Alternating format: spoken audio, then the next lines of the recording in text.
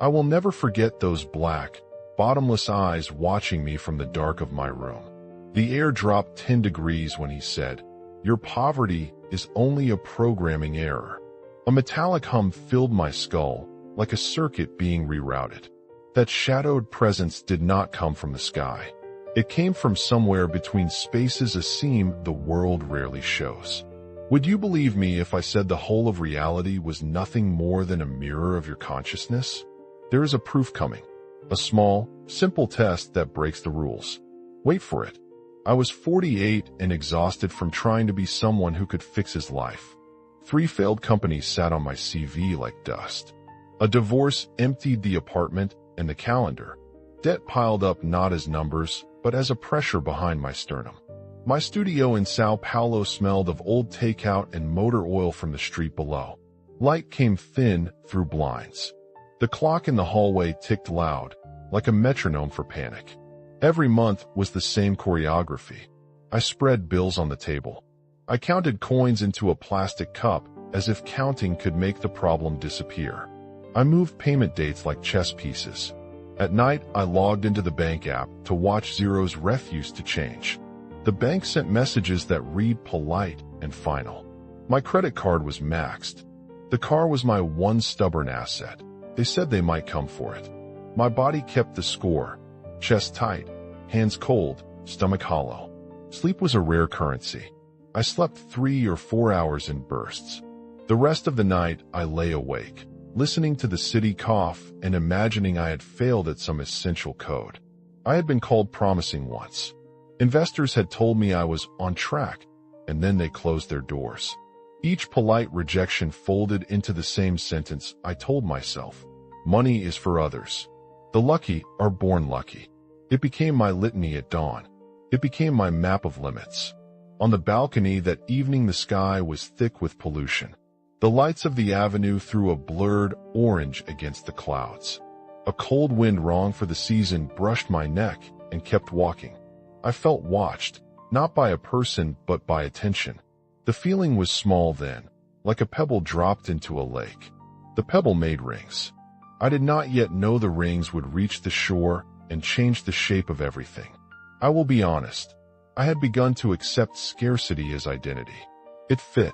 It explained the empty chairs, the unanswered emails, the unpaid invoices. A habit had formed. When an opportunity approached, I held my breath, and then I let it go. My posture matched the posture of my life, curved, protective, resigned. Yet a curiosity stirred in me that night. It was quieter than fear. It was a thin question. What if the rules I lived by are not the rules? I remember small rituals that marked the days and revealed the belief system hidden inside me. In the morning, I folded the same shirt and imagined a smaller apartment. At noon, I opened my laptop and closed 5 tabs because my mind could not hold so much hope. At night, I would stand over the sink and whisper apologies to a future that might never arrive. These habits were not neutral. They programmed me to expect a world that matched their logic. My chest was a barometer. Some mornings it felt as empty as the bank app. Other mornings, after a night of restless thinking, it would throb with a low, patient pain. Each sensation had a voice: doubt, shame, planning, retreat. I learned to name those voices so they were not anonymous threats. Naming them made them less sovereign. A tiny change happened before the encounter. I stopped closing the blinds all the way. I left a sliver of light to remind myself I could still see. It was a small act. It cost nothing.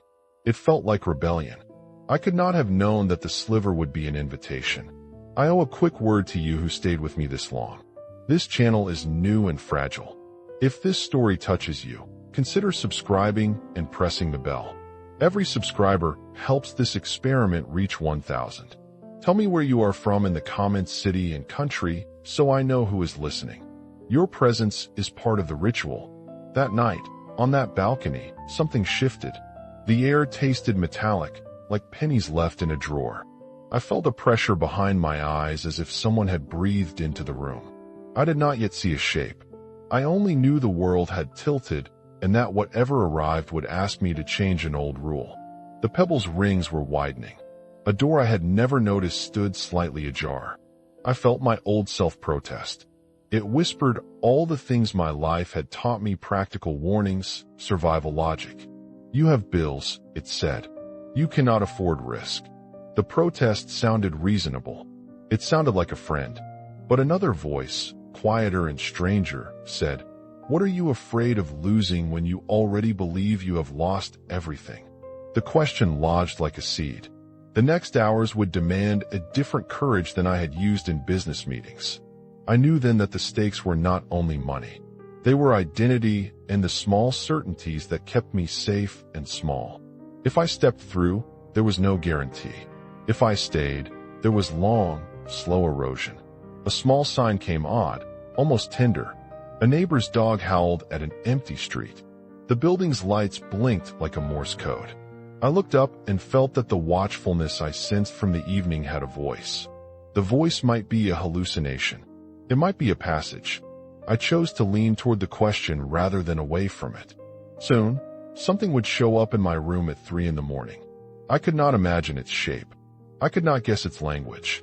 But I felt the pull of that thin question again. What if the rules are not fixed? The pebbles' rings were now a pulse. They were about to drum against the glass of my life.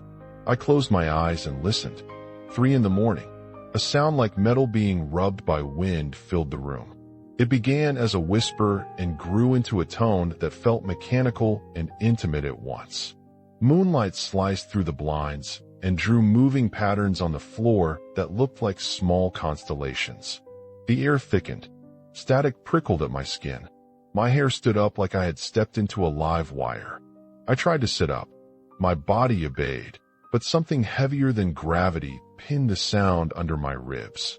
The room felt simultaneously familiar and wrong, like a photograph taken from a slightly different angle. Then a shape unfolded at the edge of that wrongness. It did not appear so much as reveal itself, as if the darkness chose to open. He was tall, too tall. His skin was the color of polished obsidian, not matte, but alive with tiny reflective facets. He moved without the heavy noise I expected. His movements were liquid and patient. His fingers were long and precise, like tools dipped in thought. His face was minimal, not cruel, not kindly efficient. His eyes were absolute black, like two wells that took and gave nothing in the usual way. Raphael. The name folded itself in my mind before I heard it with my ears. The voice was not a single voice. It was a low chord, as if someone had tuned several voices into one instrument. The sound did not pass through my ears so much as through the inner surfaces of my awareness. It carried a weight that made words feel secondary to their meaning. I could not move my mouth to form a scream. My throat felt full of cold. My heartbeat was a hammer behind my sternum. My legs wanted to run, but there was nowhere to run that would change what was happening in the air. "I have not come to hurt you," the being said. The sentence arrived as a fact, slow and unavoidable. "I have come to remove the chains you have wrapped on yourself." I found my voice small and raw. "Who are you? What are you?" A smile without lips curved like a crescent. "Call me Zarak if a name helps you anchor. Others have used many words. I am an observer. I translate the margins where your world meets the next." I remember the texture of that moment. The room smelled faintly of hot metal and old paper. A distant bus clattered below. My breath fogged in the thin light. I felt both exposed and curiously held, like someone who has been stopped mid-fall by an unexpected hand. He sat at the edge of the bed, careful with his posture, as if occupying space requires permission. He did not rush into explanation. Presence was his method. I felt the edges of my fear blur into something else attention. "Your mind is not a receiver," he said later, as if reading from a page I had always hidden. "It is a transmitter." The statement sank into me the way a stone sinks into water. I worked hard against it. "If that were true," I said, "do you think I would be living like this?" He turned his head, eyes reflecting tiny slivers of moon. "That is precisely the point. The life you inhabit is a faithful reflection of the code you've been running. Change the code, and the reflection alters." He paused, And the room, this was a coincidence, I said out loud to the room. I wanted to force the explanation into a shape comfortable to my old brain. Zarak's head tilted, listening to the story as if savoring a particular note. Coincidence is a word for a pattern you have not yet learned to read. There are no accidents, only syncs you have not yet cataloged. He spoke in short sentences after that. Each was simple, enigmatic, like a map with only the main roads drawn. You have habits. They make a landscape. Your attention walks those trails. Change where attention walks, and the landscape rearranges. I argued. My protests were honest and small. If I could have manifested anything, wouldn't I have manifested it earlier? Wouldn't my bank account reflect this spiritual triumph? Zarak listened without judging. He raised his long hand and tapped his knuckles against the mattress, creating a sound like a careful clock. You are already manifesting, he said.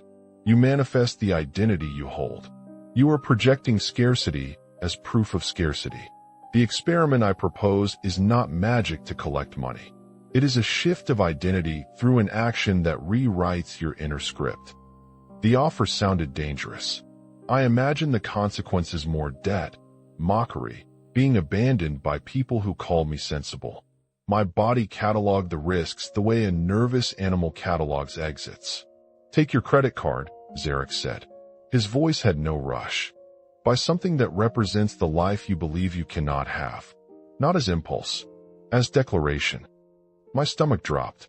I could hear the practical voice of every accountant and friend who had ever cared for me. You want me to break my card? I said. He smiled without meaning to be cruel. Break the programming, not the plastic. Spend as a promise to yourself. Let the world reflect the choice you are ready to be. I thought about the nights of counting coins. I thought about every polite investor's smile. I thought about the shape of my back, curving from carrying responsibility and fear. I felt something tender shift. It was not certainty. It was a small permission seated like a pebble under the ribs. Do it as ritual, Zarak said. Not to impress, not to bluff. Buy what you would have bought if you already were that person.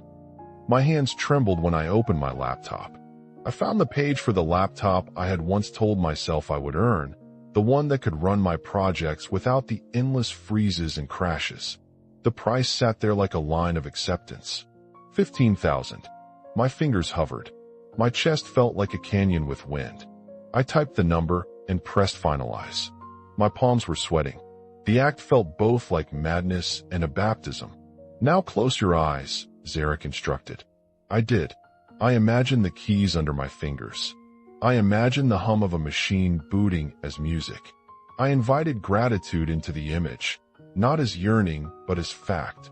I sat with that feeling until my breath matched it and my body learned the posture. When I opened my eyes, the room held a different shade. The hum in my skull had softened. For the first time in years, I did not feel like a man waiting. I felt like a man who had spoken a sentence that the world might answer. Zarak watched me with something like approval and something like relief. This is a beginning, he said simply. You will meet resistance. You will meet your own disbelief. Keep the ritual. Keep the feeling. Let the field learn the grammar of your new voice. He did not linger long after that. His presence eased into the shape of morning. He left me with a small object in his hand, a dark crystal, cold and light-absorbing. When doubt returns, touch it, he said. Let it be a finger on the page you wrote. He rose with that same deliberate grace and moved toward the window. The moonlight clung to his shoulders, and then there was nothing but brightness and the thin morning air. His absence was exacting, like a curtain falling after a small, perfect scene. I sat on the bed with the new laptop confirmation in my inbox and the crystal warm in my palm. My heart was loud. My breath came in a different rhythm. There was fear, yes, but it had a new company, a quiet curiosity and the taste of possibility. Outside, the city began to stir. Somewhere distant, a radio tuned a song I half remembered. I placed the crystal on the nightstand like a promise. I whispered to myself, clumsy and honest, I am worthy of abundance. I am a creator of the life I inhabit. The statement felt foreign and true. It echoed in the room and made the air rearrange as if listening. There would be tests, insults, and nights of doubt. The world would not hand me miracles without friction. But something small had broken open. The rules I had learned were not the only rules. The next hours would show whether I had changed the code or only shuffled the deck. A different kind of proof was on its way. The pebbles' rings were now a wave. The tide was turning. Wait and watch. The next thing would be louder. The second night felt thinner, like peeled wallpaper. The room smelled of cold coffee and dust. Light from the street lamps slotted through the blinds and cut the air into a ribbon. My heartbeat had a rhythm of small hammers. My palms were damp. I remember counting the spaces between sounds. Zarak sat at the edge of the bed, and the air around him seemed to take its own shape, a slow inhale that belonged to him. He said, simply, "Your mind is a transmitter." The phrase landed like a mirror sliding across a table. I had held the idea of the mind as a receiver my whole life: absorb, react, correct. This was different. It felt like being told the radio in the room could also broadcast. The room tightened and then loosened as if the sentence rearranged the furniture inside me. I tried to argue. My voice was gravel. If my mind broadcasts, why am I here? Why this apartment? Why the debt? Zarak watched me without impatience. He tapped a knuckle against the mattress and the sound went clean. "You have been transmitting a signal of lack," he said. The field answered. That answer taught you to expect lack. The loop holds the pattern. Break the loop.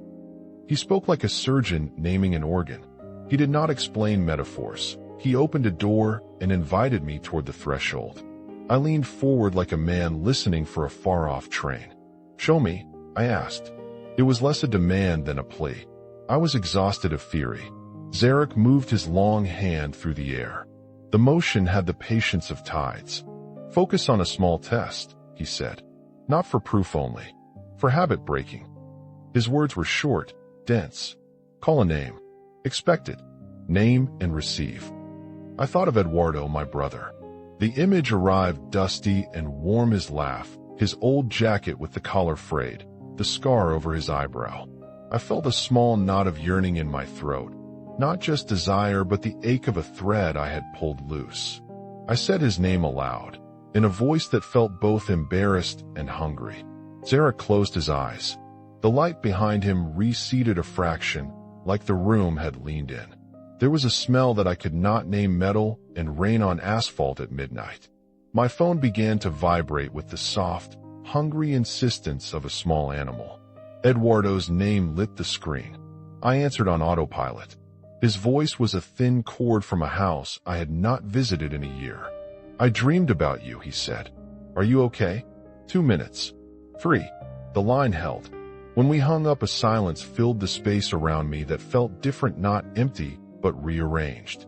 I sat with wet tracks on my face and laughed the laugh of someone who had been allowed to breathe. I wanted to label it coincidence. My old brain reached for reasons: the algorithm, the timing, probability. Zarak waited and let me count the rational explanations until they grew thin. "Coincidence is a word for a pattern you haven't learned to read," he finally offered. "Patterns are grammar. Your attention reads grammar into the world." He asked me to walk through the house of my habits. I saw the rooms. Mornings of folding the same shirt to feel smaller. Afternoons of closing tabs because hope crashed the browser. Nights of whispering apologies into the sink. Each ritual had been a wiring diagram. I had interpreted the wiring as reality instead of code. Zarak's next instruction felt quieter than the rest. "Name a small thing you call a need. Not a desire. A need. Then, imagine the world answering as if it had always known that answer." I named a simple tool: a laptop I had promised myself in other lives. I imagined the snap of its lid, the cool keys, the promise of speed. My chest loosened in a way I did not expect. There was shame there, too, the shame of wanting. But the image in my mind was clean and stubborn. He said, "You will test the transmitter. You will send the signal instead of waiting to receive." He did not make it mystical. He framed it like a laboratory exercise. "Signal, he said, requires purchase something that speaks the sentence you want the world to repeat back to you. My hands tightened like fists around a rope. My mind ran through lists of creditors, numbers in the red, the sound of the bank's polite warnings like an old tape.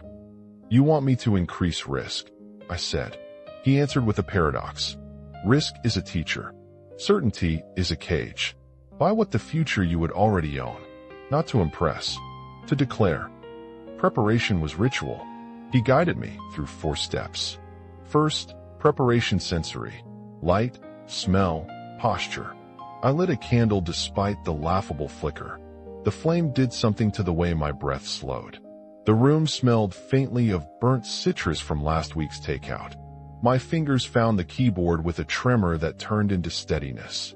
I sat upright because he had taught me posture matters, the body shapes attention. Second, the action.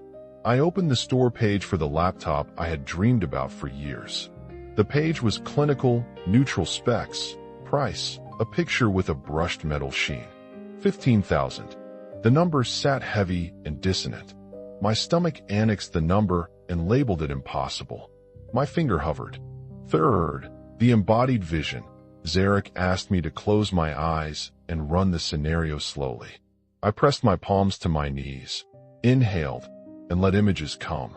I felt the keyboard's coolness, the click as code compiled, the hum like a small engine. I heard imaginary emails arrive as notes, not alarms. Gratitude was not a future dry statement. It was the current temperature of my chest. I practiced feeling it until the muscles of my face settled into a new map. Fourth, the declaration. Now buy it, he said.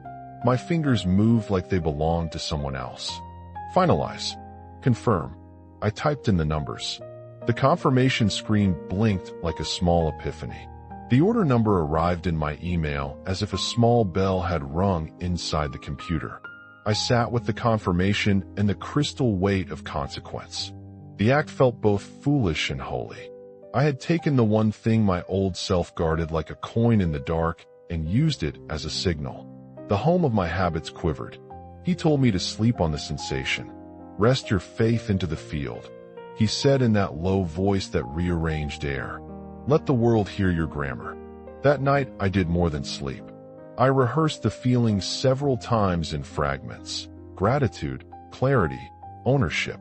I made loop affirmations that sounded clumsy and then grew sharp through repetition. They were not slogans. They were not promises. They were commands articulated as fact.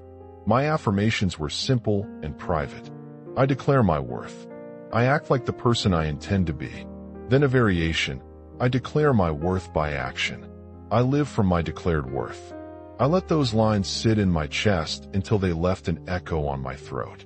A small chain of micro-responses followed, subtle at first. The neighbor's building committee called to ask if I could consult for a small tech fix, something I used to do for friends for no money.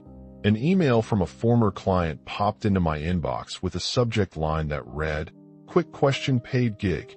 A bus horn below my window sounded like a punctuation. None of these were the sweep of a miracle. They were the soft teacher's hand, small openings. But they built. The world was answering in small fragments, as if learning the new grammar I had started to speak. Each micro-event fed courage. Each tiny coincidence pushed me to continue the ritual of feeling. I repeated the loops each morning and before sleep. I placed the small, dark crystal that Zarak had left on my table and touched it when doubt came, as if touching a bookmark in the sentence I was writing. Carlos did not know any of this yet. He only knew the plastic had been used and that my tone had changed at lunch. When I met him for coffee, he scolded me and begged me to be prudent.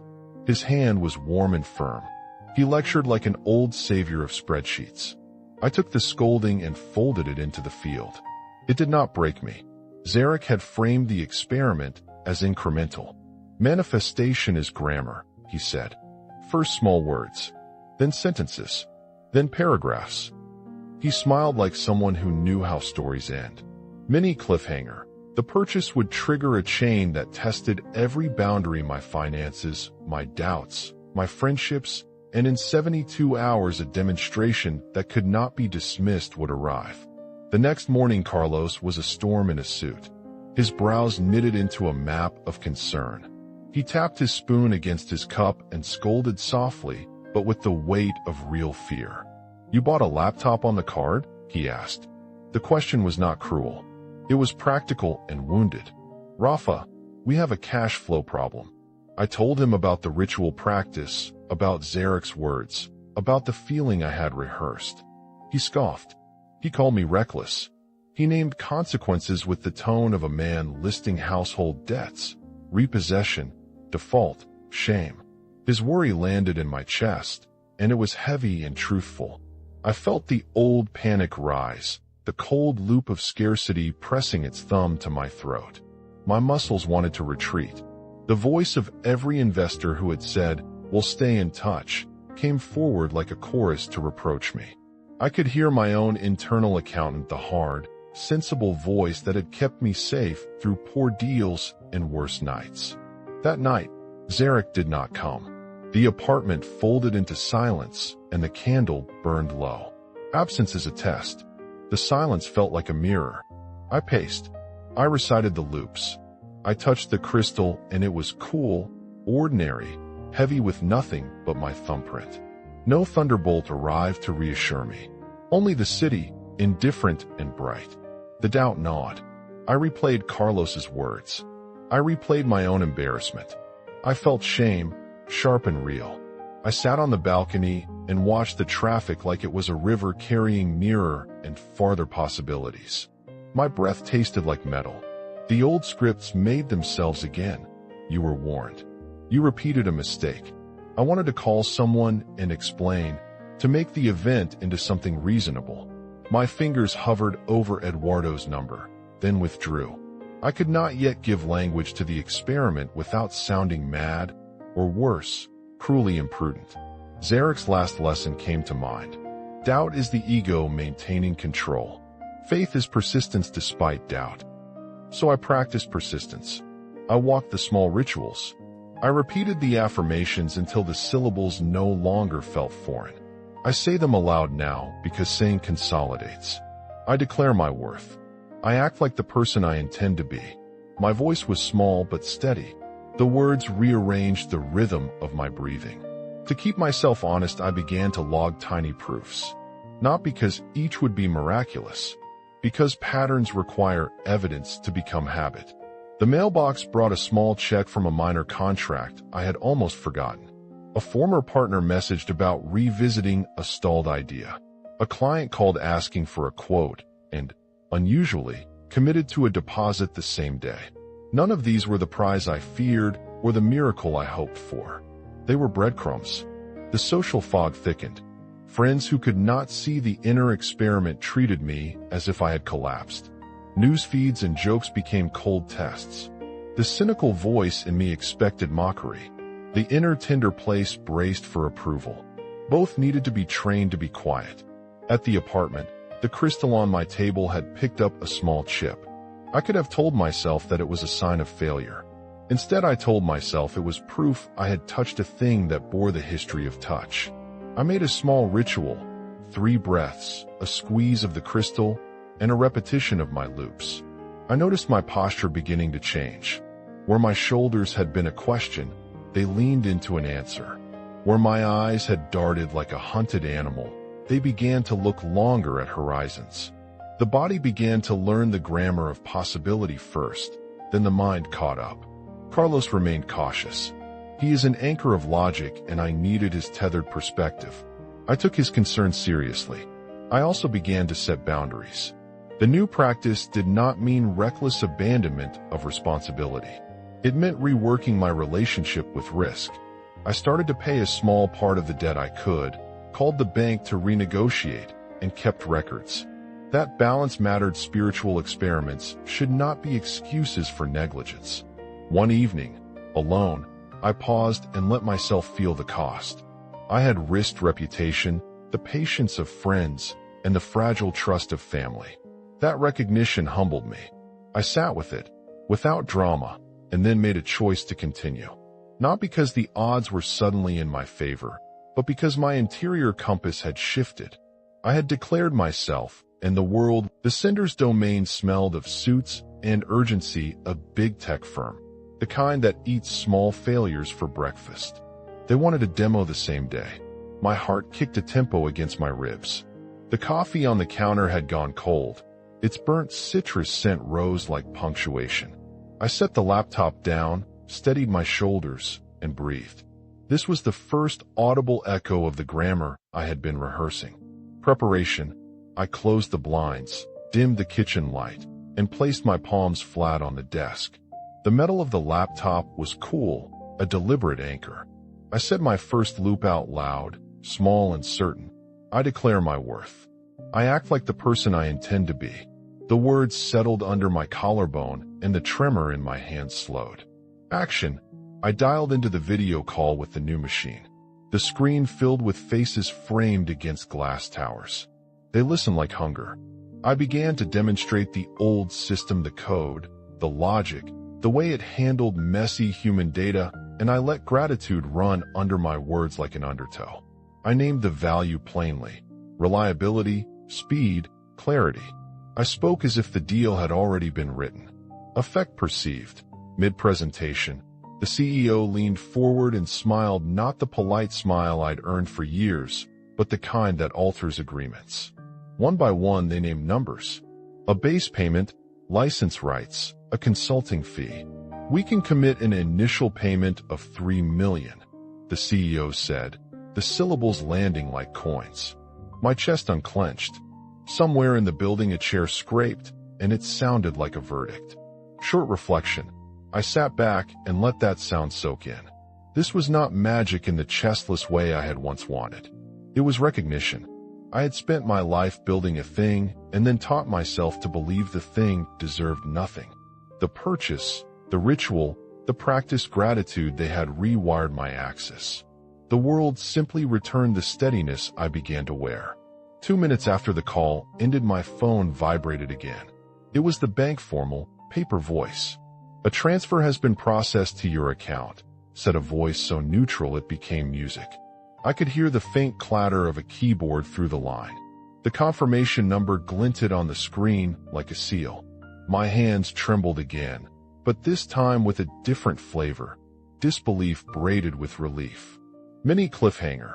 Something about the speed of that transfer felt deliberate, like a door opening on a track I had not known existed. I touched the crystal on my table and felt it hum under my palm. There was one more test coming, one that would ask not for money but for honesty. I replayed the sequence in slow motion. The email that had looked like spam, the meeting that had arrived without my asking, the words I had said with calm, none of it sat as isolated luck. Patterns fit into patterns. My body began to catalog signs. A neighbor's small favor turned into an introduction. A former partner's curt message folded into a commission. The old client who had ghosted months ago suddenly asked for a proposal. The world was answering in threads, not fireworks. I called Carlos. He picked up on the second ring, his voice crisp through the line.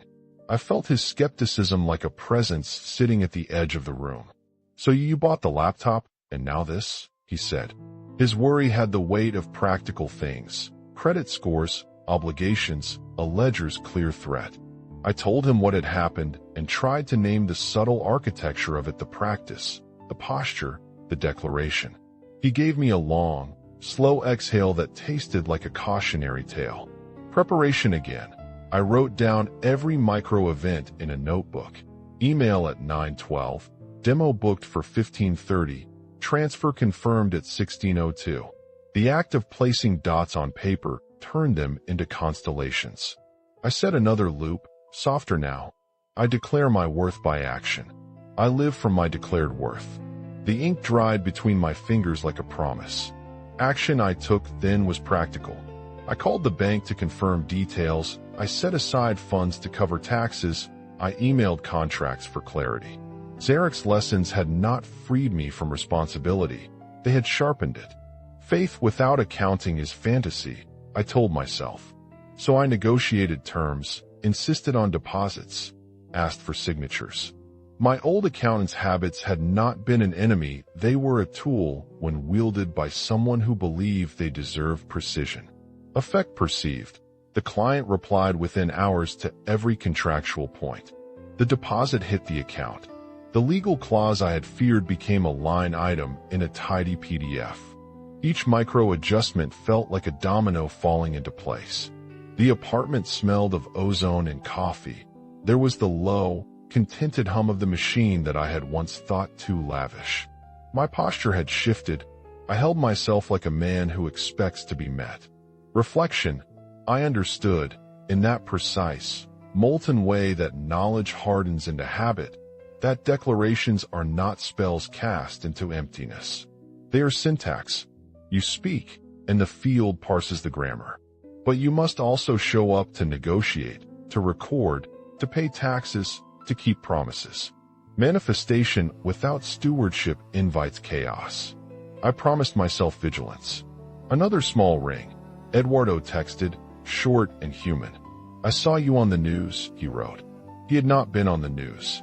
He meant the announcement threads that were now filling with corporate PR, and it felt absurdly tender to see him notice.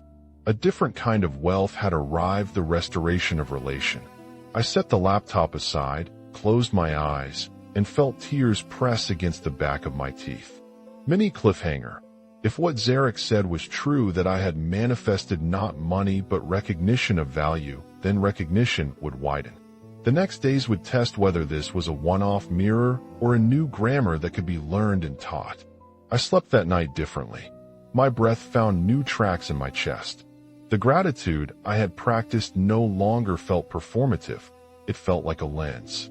In the morning there were emails, calls, a small checklist of things to deliver, each item a proof that my work still mattered. I became careful about how I used language around others. I learned to say less and to show more. The world did not rush to reward bravado. It answered steady presence. I think of that phone call often now, not as an accident, but as a hinge. The laptop had been the sentence I chose to write. The world read it and answered. I had expected thunder. Instead, I received a sequence of polite doors that opened when I knocked in the correct tone. Mini cliffhanger. Yet the work was not finished. Recognition brings attention, and attention demands integrity. There would be voices ready to explain the event away, and I would have to hold the grammar steady. The next lesson would not be in receiving, it would be in keeping. We sat on the balcony that night as the city cast a slow net of lights. Zarak's silhouette leaned against the railing like a dark punctuation mark. The air smelled faintly of brake, dust, and jasmine. He spoke in fragments that made space in my skull for new sentences. Reality responds to being seen as much as to being asked, he said. His voice was a slow tide. You have learned the grammar. Now learn the practice. Preparation. I placed my hands on the stone of the balcony ledge. The stone was rough, cool, an honest surface. I breathed in through the nose and out through the mouth, counting to 3 each time. I felt my ribs expand like bellows. The first of my new loops slipped out, low and simple. I am the measure of my return. I act accordingly. Action. Zarak walked me through what he called the daily protocol. It was not mystical. It was mechanical and tender. Wake with gratitude. Observe one small fact that is true. A plant, a light, a clean dish. Speak a short declaration. Take one concrete step that aligns with your declared worth. He insisted the step be measurable. Send the proposal, call the landlord, pay the small bill. The ritual was a vector. Attention plus action. Effect perceived. I tried it the very next morning. I woke, looked at the unmade bed, and said, out loud, I create my day. I wrote a line of code and sent a brief proposal to a potential client. Within hours, they replied with a request for a scope meeting.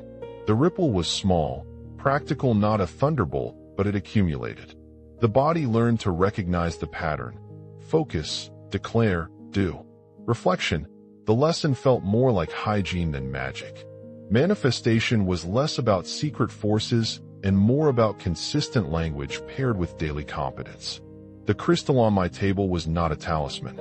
It was a bookmark, a reminder to return to the practice when noise rose and certainty thinned.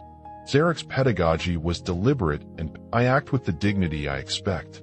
I receive recognition for work well done. These were not slogans. They were sentences I used to remap the inside of my chest. Each time I said them, I adjusted my spine a little, tightened the jaw a fraction, and let the throat learn the new cadence. Action. The relationship experiment was small and brutally human. I had avoided a business conversation with an old collaborator because I feared asking for boundaries would break what remained. Zarak told me to request the meeting plainly. I need clarity on scope and payment. The instructions were hygienic. No drama. No sermons. Just a clear ask. Effect perceived. The conversation was harder than any piece of code I had ever written.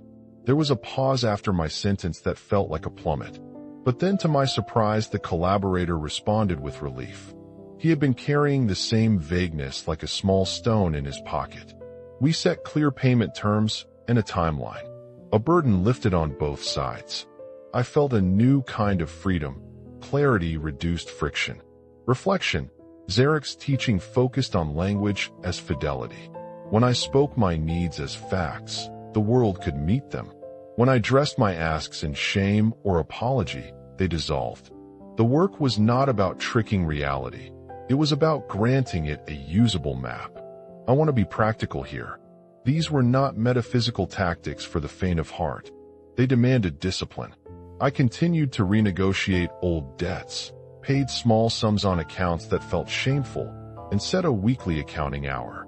Ritual without accountancy is unreliability. Accountancy without ritual is mechanical and joyless. Both together became my new scaffolding. Examples multiplied. A friend's chronic back pain eased when he changed his posture and started walking 30 minutes a day. He told me he felt less like a victim. My sister, who had been stuck in a toxic job, began an evening practice of declaring one small competence she had that day. Within months, she received a quiet referral and left with dignity. These were not miracles. They were predictable outcomes of different inputs. Mini cliffhanger. The real test would arrive when public scrutiny turned up. Would the posture hold? Zarak hinted that attention would sharpen, and that where attention lands, the world restructures. I felt both exhilaration and a small, animal fear. One night, he gave me a subtle exercise in listening. He asked me to observe conversations as if they were small machines. Identify the part you control: tone, timing, boundary, and adjust only that. The first time I tried, I watched a business negotiation dissolve into petty blame. I altered only my tone, slower, quieter, steady. The effect was immediate. The other person mirrored calm. I had not changed their argument. I had changed the environment. Actionable final pieces from Zarak. Keep a ledger of micro-proofs, a list of small wins. Rehearse a 2-sentence declaration daily. Create a non-negotiable hour for work that honors what you say you are. He said it simply. Repetition builds grammar. Grammar builds world. Effect perceived. The ledger became my faith meter. On weeks when entries stacked, one proposal sent, one debt partially paid, one conversation clarified, my body felt lighter. On darker weeks, the ledger was sparse and the old voices returned. But the discipline returned faster now. I knew the antidote. Reflection. Realignment is not a one-time event. It is a layered practice of language, action, and responsibility. The illuminations Zarak offered were not magical recipes. They were protocols for human life, translated into a syntax the field could hear.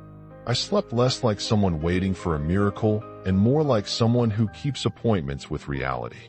The light in my apartment seemed different, not brighter, but more truthful. My loops became less about pleading and more about description. I described myself as a man who keeps his word.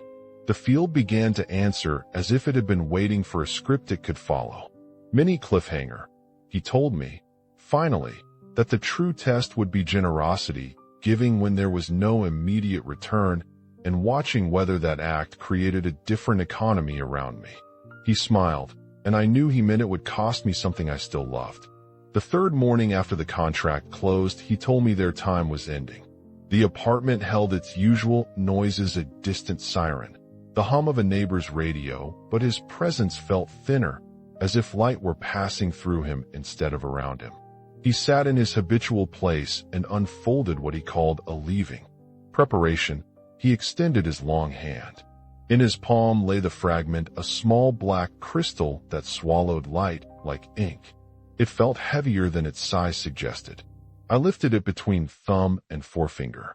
Its surface was slightly warm where my skin met it. The city outside moved on, indifferent and still vital. Action. This is not a tool, he said, voice soft. It is a reminder. Use it poorly, and it is just a stone. Use it well, and it is a bookmark of attention. He taught me a simple practice. Hold it when doubt arrived.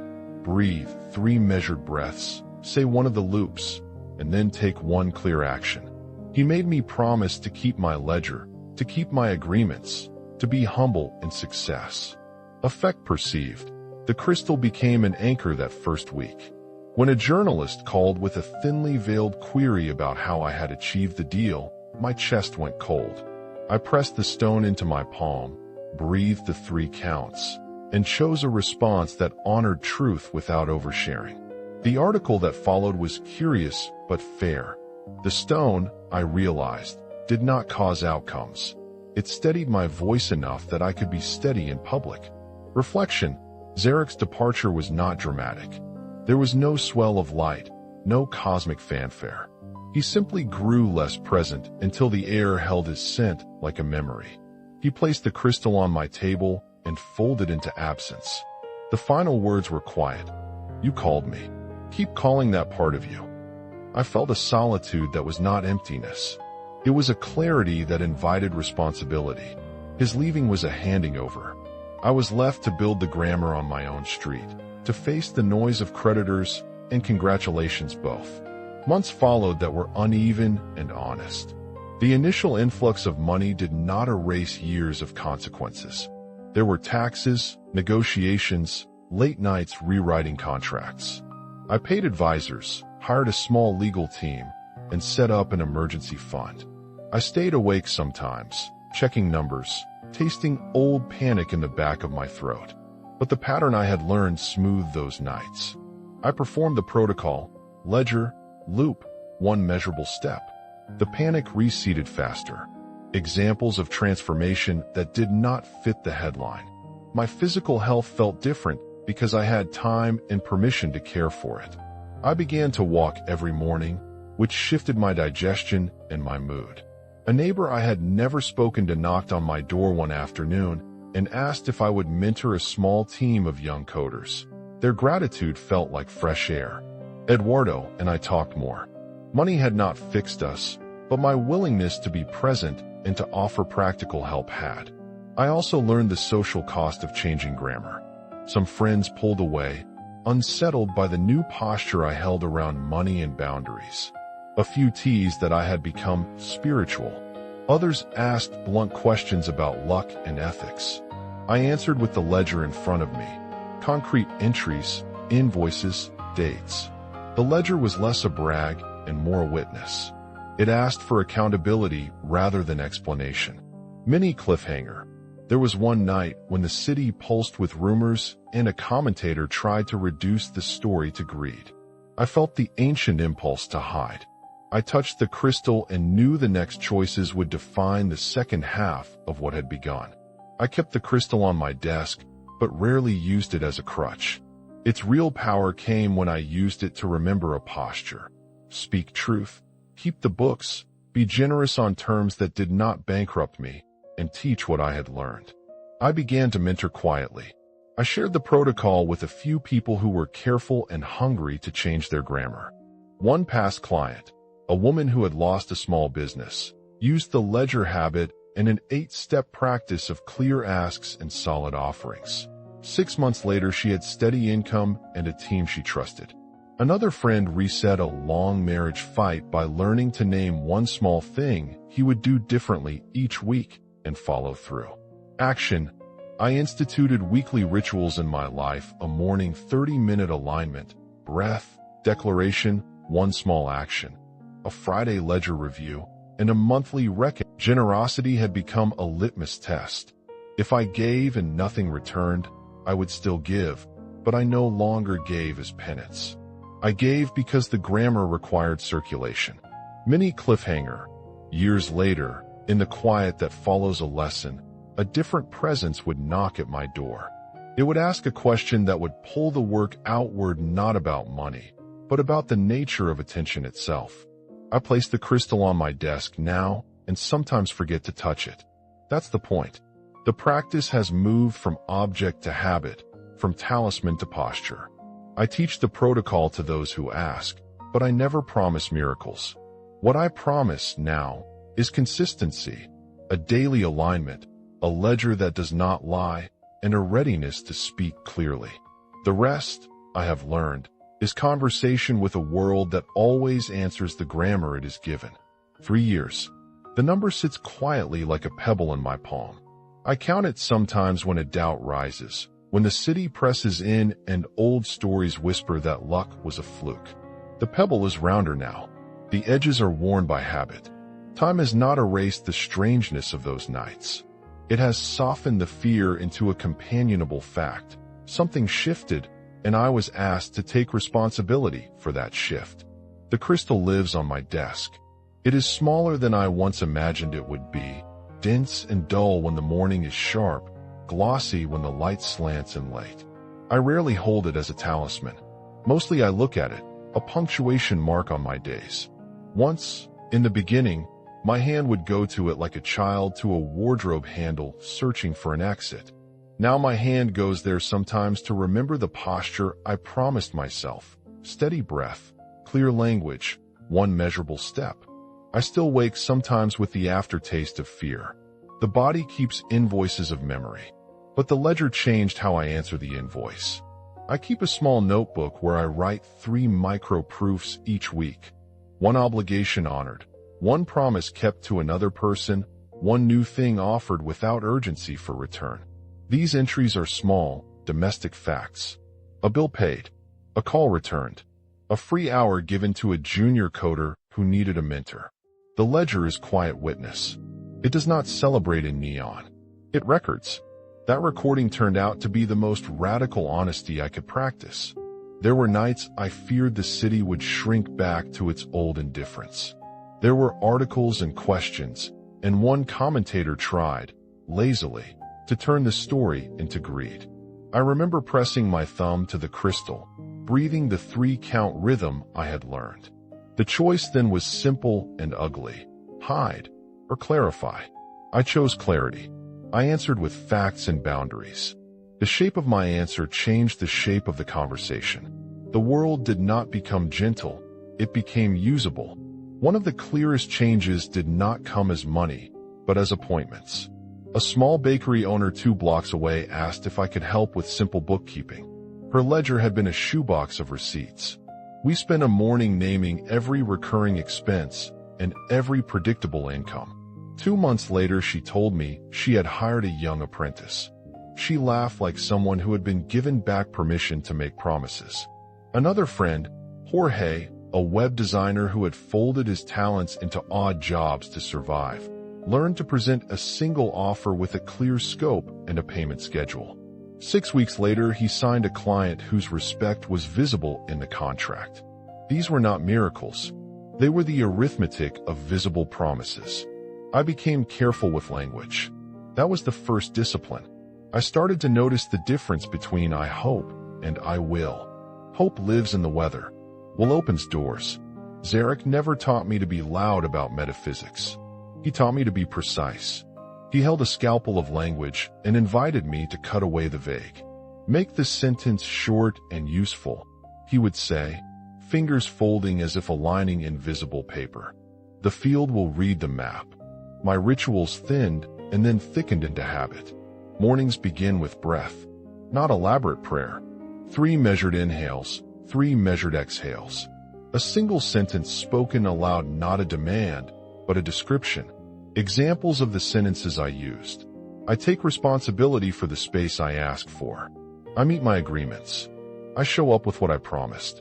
They are modest. They are not incantations for traffic lights. They are frames for behavior. Over months, my posture adjusted.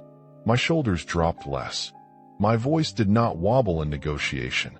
I taught the protocol to two people who asked carefully. One was Anna, a former client turned collaborator. She had closed and reopened a small design shop 3 times. I showed her the ledger technique and the 2-sentence declaration.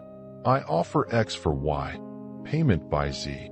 She practiced at her kitchen table, in the heat of her own disbelief. Within 4 months, she had consistent projects and an assistant. The other was a young coder named Lucas who used to trade his time for vague promises. We rehearsed his offering script until his palms stopped betraying him. When he sent the proposal with the clear payment terms, 3 firms responded. He told me later, with the stunned laugh of someone unmoored, that the clarity felt like clean air. There were social costs. Some people drifted away. Old friends who had loved the version of me that made apologies at the end of every ask found the new posture disquieting. A cousin accused me of having been changed by money, as if pockets rearrange conscience. I could have argued. Instead, I showed him my ledger when he asked. The book was not proof of righteousness. It was proof of practice. People either read it as evidence or ignored it. Either way, I could not shortcut the work. The crystal's power, if it had power, was a consequence of the discipline it reminded me to keep. I used it as a physical timer for doubts. When the ancient voices of scarcity rose, I would close my hand around the stone, take the counted breaths, speak the short sentence, and do one measurable thing. Send the invoice. Call the landlord. Reply with the terms. The action mattered more than the breath. The breath made the action possible. Sometimes I walk the city at night with the crystal in my pocket. The streets smell of coffee and rain. Neon reflects in puddles like answers half-formed. I stop at a corner and buy a coffee for a stranger. The cashier thanks me with a look that recognizes an exchange that is not transactional in the narrow sense. Those small gestures recalibrate me. Generosity, Zarak taught indirectly, is a test. Give when it costs you nothing, and you have practiced giving as penance. Give when it costs, and you are exercising a different muscle. Trust that circulation does not always return on schedule. I learned to say no as a form of generosity. That was a strange lesson. When you refuse a project that dilutes your attention, you are giving something back to the people you can actually serve. Saying no politely, with a clear reason and an alternative, became an act of care. People respected the boundary or moved away. Both outcomes were honest. There is a practical side I must insist on. The world wants receipts. The ledger is not mystical. It is accountancy. I hired counsel for the bigger contract. I set aside taxes. I paid advisors and made plans. Manifestation did not absolve me from paperwork. It only offered a posture to meet the paperwork without panic. If anything, the practice made me more careful. Money asked for responsible hands. The field will answer to competence. Not everything landed smoothly. I made public mistakes. I misread a partner's intent and lost a small project. I wrote a generous clause in a contract and then had to learn how to enforce agreements without losing the relationship. These moments taught me humility. The grammar of creation I am trying to live by is not immune to error. It only demands repair when error happens. Repair is the real test of character. I sleep differently now. My sleep is not a proof of righteousness, but a sign of restored digestive courage. My mornings are rituals, breath, a short sentence, one small action. At the sink, I might say under my breath, I act with the dignity I expect. I say these lines until they glue to the back of my throat and change how I answer the world. I have a set of original loops that belong to this time in my life. They are small and usable. I say them when I need to steady my chest. I speak them now, aloud in the quiet of this room. I speak my truth and the room rearranges. I hold my posture. The world makes a chair. I invest in my capacity. Reality pays the interest. They are not spells. They are commitments made visible. There is another quiet practice I kept for myself: to teach without promising outcomes. I mentor a few people in the same way Zarak taught me: short sentences. Say a sentence that describes what you are doing. Then do it. The rest is conversation with the world. Thank you for staying with me through this strange story. If this resonated, share a short note about your experience in the comments and tell me your city and country. If you found value here, subscribe. It helps the channel reach 1,000 subscribers and brings more voices to the table. Your presence matters. I fold the crystal back on the desk and sometimes forget to touch it. That forgetfulness is the point. The habit has moved from object to posture. The last line I keep for myself and for you is both a loop and a door. I keep my word. The world keeps its side. The city hums on. A different presence may yet knock. I will answer the door with a sentence, a breath, and one clear action. What will you answer with?